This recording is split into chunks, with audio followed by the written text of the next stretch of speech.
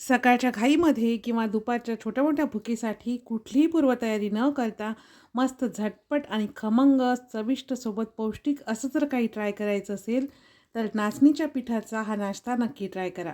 हा नाश्ता अगदी झटपट तयार होतो, चवीला खूपच छान मस्त खमंग असा लागतो. शिवाय भरपूर पौष्टिकसुद्धा आहे. हा नाश्ता तुम्ही मुलांना टिफिनमध्ये सुद्धा बनवून देऊ शकता. चला तर मग रेसिपीला सुरुवात करूया. इथे मी 1 वाटी नाचणीचं पीठ घेतलं आहे. छान बारीकसर असं नागलीचं पीठ घेतलं आहे. नाचणीला बऱ्याच ठिकाणी नागलीसुद्धा म्हणतात.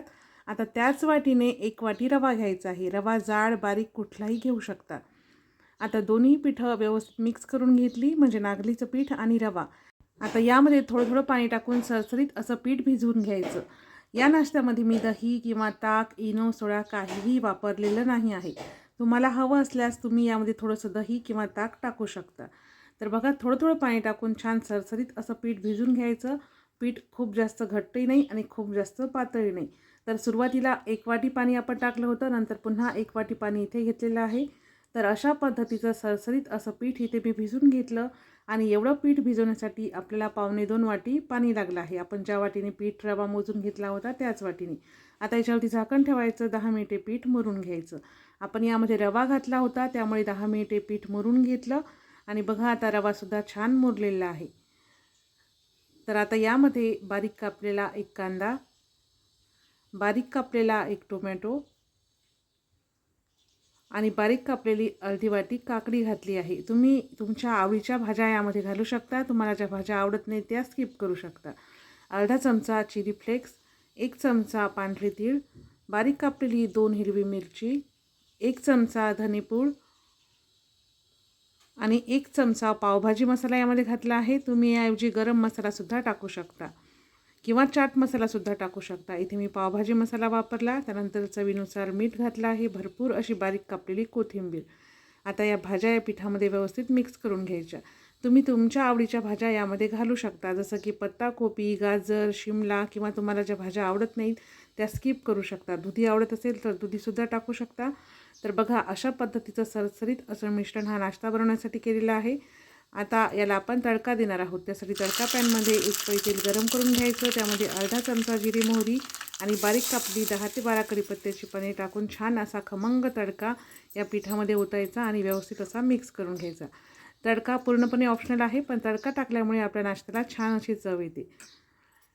तर आता हा नाश्ता करण्यासाठी गॅसवरती तवा गरम करून घेतला आहे. तव्याला थोडंसं तेल लावून घ्यायचं, म्हणजे नाश्ता तव्याला चिकटणार नाही.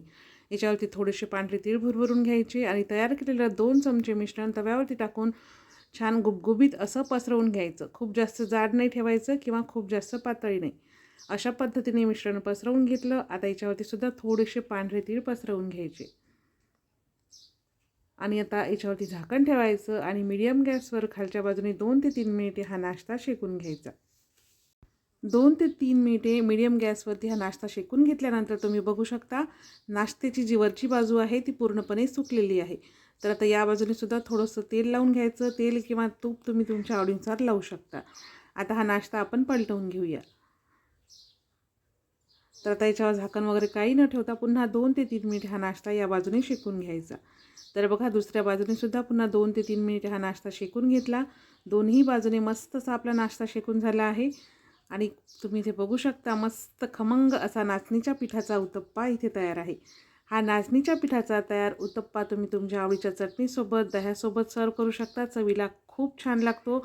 घरातील लहानापासून मोठ्यांना सर्वांनाच खूप आवडेल. तर तुम्ही इथे बघू शकता नाश्ता किती मस्त मऊ लुसलुशीत जाळीदार असा झालेला आहे. तर तुम्हाला आजची ही रेसिपी कशी वाटली हे कमेंट्समध्ये मला नक्की सांगा. रेसिपी आवडल्यास लाईक आणि शेअर नक्की करा. सिंपल मेजवानी मराठीची व्हिडिओ जर तुम्हाला आवडत असतील तर चॅनलला सबस्क्राईब करून बाजूची घंटीचे बटन प्रेस करा. चला तर मग भेटूया पुन्हा एका नवीन रेसिपीसोबत.